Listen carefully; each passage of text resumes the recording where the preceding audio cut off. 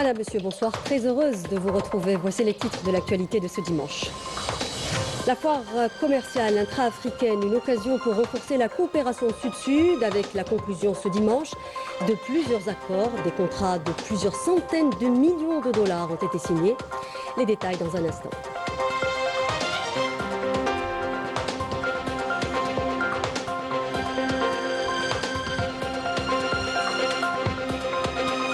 Et puis, zoom dans cette édition sur la participation en force à l'IATF des femmes entrepreneurs africaines. Elles ont conquis de nombreux secteurs, notamment l'agriculture, l'industrie ou encore les nouvelles technologies.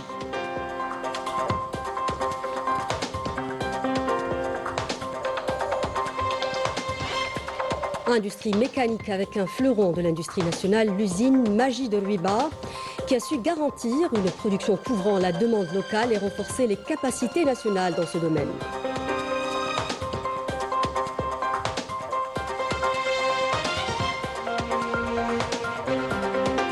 Et nous terminons avec un voyage au cœur des traditions culinaires avec la rencontre d'une artisane fromagère qui a su préserver jalousement un savoir-faire millénaire. Reportage à la fin du journal.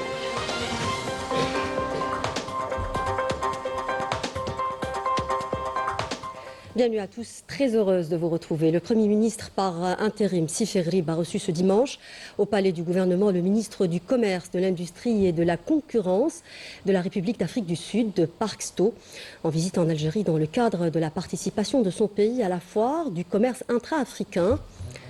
Cette rencontre a été l'occasion de réaffirmer le caractère stratégique et privilégié des relations d'amitié et de coopération unissant l'Algérie et l'Afrique du Sud, tout en examinant les moyens de renforcer le partenariat bilatéral dans divers domaines. Elle s'inscrit dans la continuité de la vision commune des dirigeants des deux pays. Le ministre du Commerce, de l'Industrie et de la Concurrence d'Afrique du Sud a également été reçu par le ministre d'État, ministre de l'Énergie, des Mines et des Énergies renouvelables, Mohamed Arkab.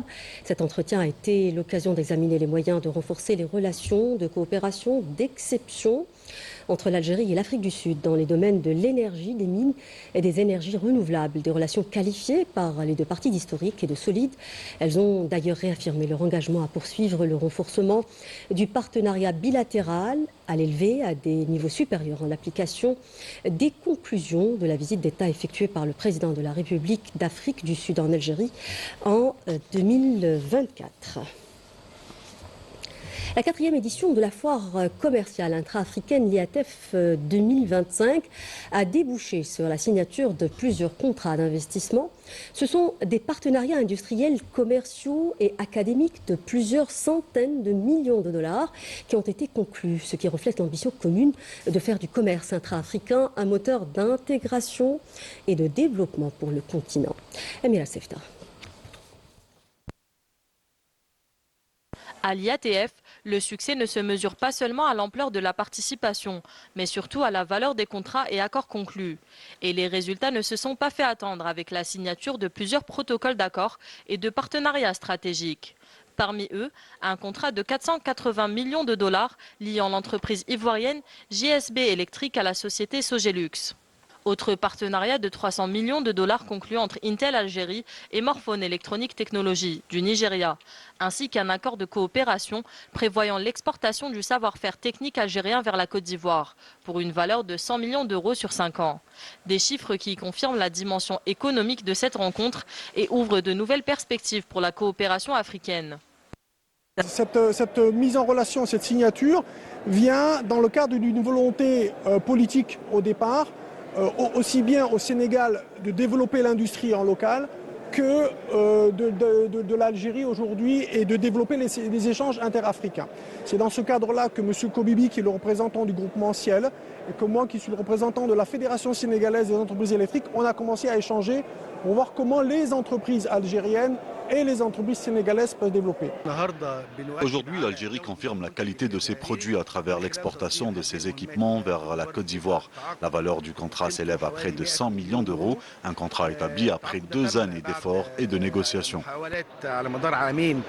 Au-delà du secteur industriel, l'événement a également ouvert la voie à un domaine stratégique. Dans l'enseignement supérieur, un accord a été scellé entre une entreprise algérienne et l'université panafricaine, avec pour objectif de renforcer la recherche scientifique, la formation et le développement des compétences au service de la jeunesse africaine.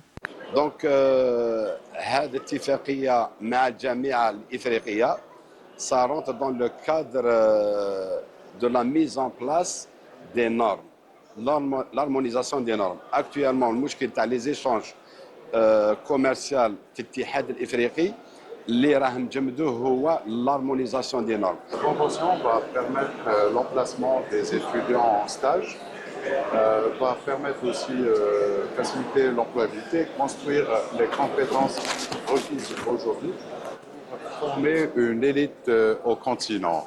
L'Institut compte 49 nationalités et nous sommes très contents et très fiers de l'ouverture du secteur privé pour l'accueil de nos étudiants africains.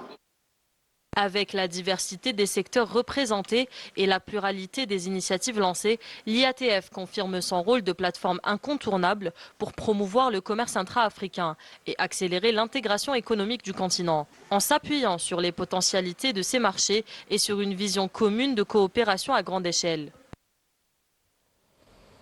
Cette foire est donc une plateforme qui permet de transformer le discours politique en projet concret afin de renforcer la coopération sud-sud. Les quelques 2000 exposants s'attendent à réaliser d'importantes offres commerciales et d'investissement à travers le renforcement des liens entre pays africains, d'abord par le lancement de nouvelles liaisons aériennes. C'est ce que nous dit Amina Zahouf dans ce reportage. Regarde. Cœur battant du commerce avec des ambitions africaines, l'IATF rassemble depuis plusieurs jours des entreprises algériennes, africaines et étrangères sous le ciel unique de l'Afrique avec l'ambition de renforcer la connectivité, le commerce et l'intégration économique du continent. Il est très important de développer les infrastructures de transport pour pouvoir diminuer les coûts et ne pas avoir à recourir à des pays en dehors du continent africain, comme l'Europe ou les États-Unis.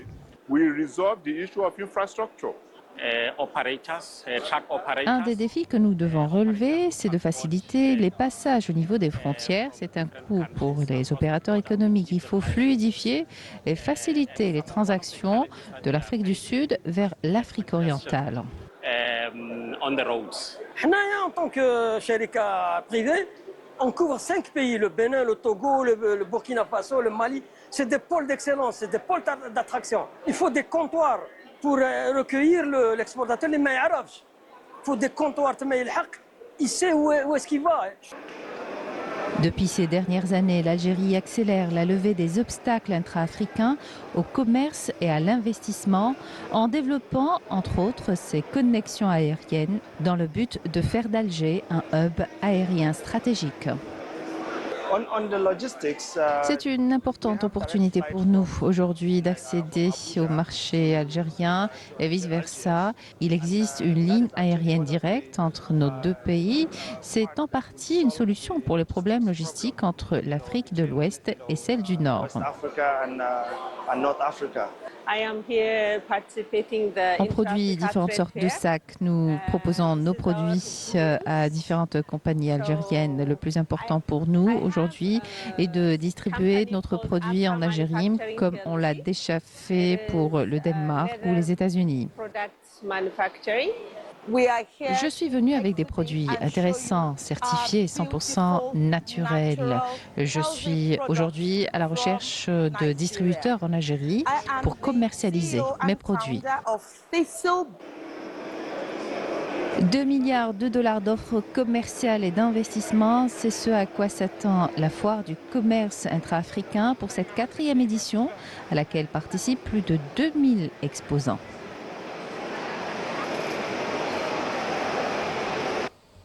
Autre point fort de l'IATF, la participation aux forces de la femme africaine, entrepreneur de l'agriculture à l'industrie. En passant par les nouvelles technologies, les femmes ont prouvé à cette occasion que l'innovation a aussi un visage féminin. Walid Yousfi, reportage. Elles imaginent, elles innovent, elles transforment. Dans l'univers de la technologie, ces entrepreneurs imposent leur signature. Leurs idées ouvrent de nouvelles perspectives et inspirent toute une génération de femmes. Il ne faut pas avoir peur de l'échec. Moi, je dis ça, l'échec, c'est une expérience. On tombe, mais il faut prendre de leçons de son échec. Et voilà, et rectifier le tir, ça c'est très important. Peut-être aujourd'hui on a échoué, mais demain on va réussir. Selon les statistiques, 65% des femmes africaines sont entrepreneurs. Cela permet d'engager plus de gens tout en contribuant au développement économique. Et j'estime que la femme africaine est non seulement le futur de ce continent, mais aussi un point d'ancrage qui permettra d'élever l'Afrique. La femme africaine entrepreneur s'impose aujourd'hui comme un véritable moteur d'innovation et de développement. Portée par sa créativité et sa résilience, elle transforme les défis en opportunités et fait émerger des solutions adaptées aux réalités locales. La foire intra-africaine 2025 démontre à suffisance la place importante qu'occupe la femme au sein de la société africaine. Comme vous le voyez dans les stands de l'Union africaine, vous avez certainement pu constater que les stands sont plus tenus par les femmes que par les hommes. Cela démontre en fait le potentiel d'entrepreneurs des femmes qui sont au cœur du processus de transformation productive de nos économies. La femme entrepreneur africaine est audacieuse, résiliente, pleine d'idées et prête à conquérir tous les marchés, quels qu'ils soient. Elle est prête et déterminée à investir tous les espaces. Tout ce dont elle a besoin, c'est d'un peu de soutien et alors plus rien ne pourra lui être hors de portée. Déterminée, solidaire et ambitieuse, ces jeunes entrepreneurs façonnent un avenir numérique où la diversité devient une force. Et parmi les pavillons qui se sont distingués lors de cette foire, celui du géant nigérian, porté par le poids de ce pays en tant que puissance économique émergente, mais aussi par la forte présence des femmes nigérianes qui jouent un rôle indéniable dans la vie économique et sociale. Visite guidée avec Fetiha Warab, Majda Jahmoud dans ce sujet. Le Nigeria, bien plus qu'un simple pavillon à présenter au Salon du commerce IATF. C'est l'image d'une nation en mouvement qui se dévoile. Portée par ses richesses naturelles, son agriculture, son industrie et une jeunesse dynamique et innovante, le pays confirme son rôle de partenaire clé dans l'intégration économique. Nous misons sur nos atouts agricoles avec en tête la production de cacao, d'arachide et bien d'autres cultures. À cela s'ajoutent des ressources naturelles comme l'or, le zinc, l'uranium, le lithium et le plomb. Autant de richesses qui placent le pays au centre de nouvelles opportunités de coopération, notamment avec l'Algérie. Le Nigeria aspire à établir des relations économiques solides avec l'Algérie basées sur les échanges commerciaux dans une logique gagnant-gagnant pour les deux parties. La femme nigériane s'impose également dans cette dynamique. Agricultrices et entrepreneurs, elles sont présentes en force pour exposer leur savoir-faire. Je suis agricultrice. J'ai été sélectionnée pour participer à ce salon afin de faire connaître les produits de notre entreprise et conquérir de nouveaux marchés. J'expose différentes variétés d'épices emblématiques du Nigeria.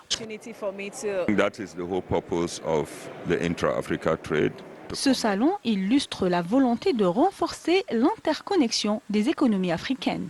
Le Nigeria confirme plus que jamais sa place de partenaire stratégique à même de poser les fondations d'un marché commun capable de faire face aux défis mondiaux. Et toujours dans le cadre de l'IATF, le ministre de la Culture et des Arts, Zohir Balalou, a présidé la cérémonie de remise des prix Canex Book Factory, consacrée à l'édition africaine pour des lauréats qui se sont distingués à travers leurs initiatives et leurs contributions dans le domaine de l'écriture et de l'édition, et ce en présence de membres d'un jury international ainsi que de plusieurs acteurs du secteur du livre et de l'industrie de l'édition africaine.